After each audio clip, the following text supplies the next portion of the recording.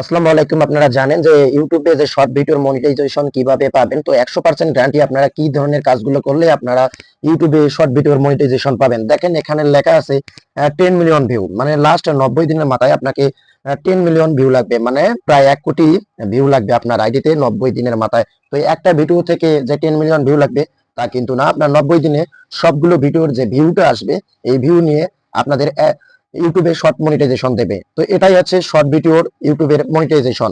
তো যারা যারা জানেন যে শর্ট ভিডিওর মনিটাইজেশন পেতে হলে 1000 সাবস্ক্রাইবার লাগে, তো 1000 সাবস্ক্রাইবার লাগবে মাস্ট বি। আপনারা এটা এদিকে খেয়াল রাখবেন।